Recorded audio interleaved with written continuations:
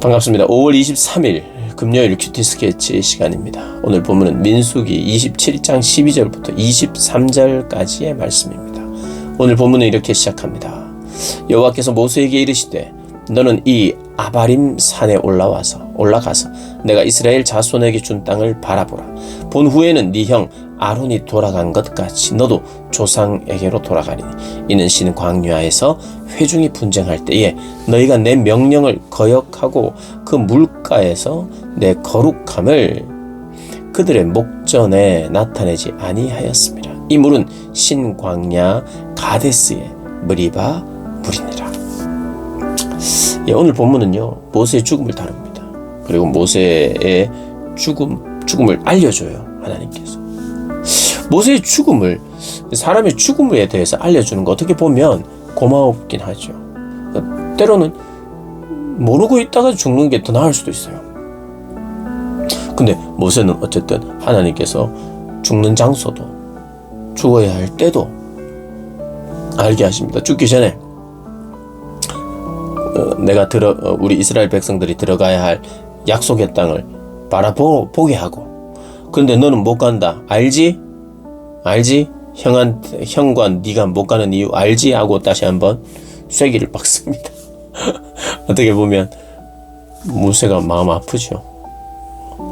이 이야기를 몇 번이나 들었으니까. 그런데 하나님이 어떻게 보면 잔인합니다. 그 땅을 보여주면서 넌 못 가는 이유 알지? 이렇게 이야기. 근데 하나님이 모세를 알잖아요. 지금 모세 그냥 모세 마음 아프라고 한 것이 아니라 모세는 민족의 지도자고 다음 세대를 생각하는 사람이죠. 마지막 때에 모세가 인도해낸 하나님이 인도하셨죠. 하나님을 통해서 하나님께서 모세를 통해서 인도한 땅이니까.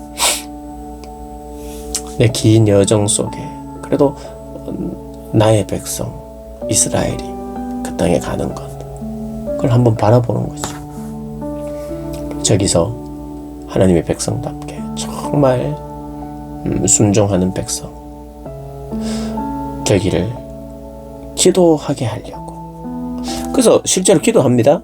여호와께서 모세에게 이르시되 눈의 아들, 그 전에 16절에 모세가 15절 16절입니다. 모세가 여호와께 여짜와 이르되 여호와 모든 육체의 생명의 하나님이시여 원하건대 한 사람을 이 회중 위에 세워서 그로 그들 앞에 출입하며 그들을 인도하여 출입하게 하사 여호와의 회중이 목자 없는 양과 같이 되지 않게 하옵소서.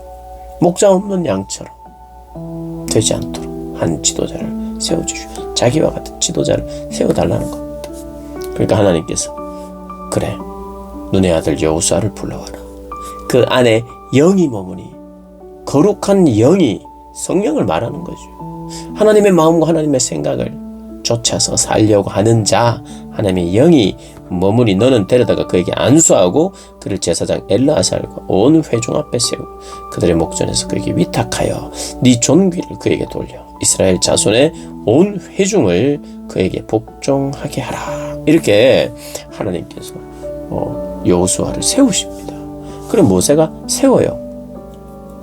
아바림 산에서 약속의 땅을 보여주면서 모세의 시대는 이제 끝이 나고 막이 내리고, 또 모세의 사명은 여기까지라는 거예요. 그 사명은 내가 더 하고 싶다고 하는 게 아니라 내가 해야 될 일까지 하는 거예요. 어떻게 보면 우리가 생각했을 때는 모세가 건너가서 그래도 1세가 상징적으로 출애굽해서 이 이집트에서 바로 왕 앞에서 그들을 다 데리고 나와서 결국엔 약속의 땅까지 딱 들어가면 좋잖아요. 들어가고 나서 1년 살든 2년 살든 죽으면 좋은데 딱 거기까지예요. 어떻게 보면 더 반드시 가고 싶지만 그러나 하나님 여기까지, 사명이 여기까지, 그리고 다음 세대가 해야 될 일을 또 보게 하시고 중보하게 하시고 여호수아를 축복하게 하시는 거죠. 근데 모세와 여호수아에는 리더십에 좀 차이가 있습니다. 오늘 보면 제사장을 통해 우림의 판결로서 여호와 앞에 묻게 된다고 여호수아는 이렇게 이야기합니다. 여호수아는 하나님께 직접, 모세처럼 하나님께 직접 대화하고 하나님께서 그렇게 알려주시는 게 아니라 제사장을 통해서 지금 오늘 본문은 그래요.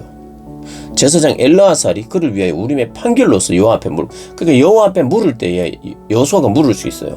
그런데 그 판결을 엘르아살이 하도록. 그러니까 그 이중적인 하나님 앞에 묻는 그 이중적인 그런 구조로 하나님께서, 그러니까 모세와는 차이를 둬요. 대면하여 듣는 유일한 자이고 율법의 수여자이고 중보자, 중재자이고 공동체를 창립한 사람이에요. 그런 면에서. 그런데 이 여호수아는 이제 그 율법 수여자에게 바통을 이어받아서 그 율법을 실행하고 실천하고 그리고 약속의 땅에 들어가서 하나님의 약속대로 전쟁을 할 사람이죠. 그러니까 공동체를 시작하게 했다면 이제 공동체를 이어받아서 계속해서 지도해야 될 관리자의 역할로 이제 모세와 여호수아는 그래서 다릅니다. 모습이 달라요. 굉장히 모세는 초월적입니다. 그리고 독보적이에요. 첫 번째 리더십이고 하나님께서 그만큼 더 나는 모세와는 직접 대면하여 말한다. 근데 이제 물론 우리가 여호수아서를 보면요, 하나님께 바로 기도하고 하나님의 응답을 받아요. 또 그러니 여호수아는 무조건 하나님 앞에 직접 물어보고 대답받지 못한다, 그건 아니에요. 그런데도 불구하고 하나님께서 모세와 여호수아의 차이를 이야기합니다. 단지 능력이 작고 능력이 다르고 이런 걸 말하는 게 아니라 시대와 그리고 역할이 다르다는 거예요. 그러면서 모세가 여호와께서 자기에게 명령하신 대로 여호수아를 데려다가 제사장 엘르아살과 온 회중 앞에 세우고 그에게 안수하여 위탁하여 여호와께서 모세에게 명령하신 대로 다 행합니다. 그리고 이제 언약의 대표자요 공동체의 중보자의 역할을 이제 마무리하고 이제 바통을 이어받아 여호수아가 세워지는 거죠.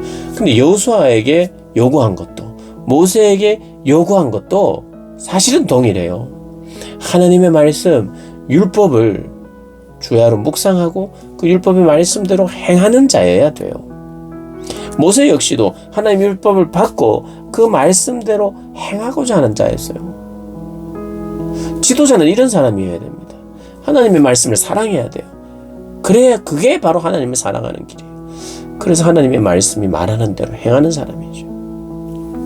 여호수아가 그런 의미에서 거기에 영이 있는 자라고 이야기하는 거죠. 하나님의 영이 있어야 하죠.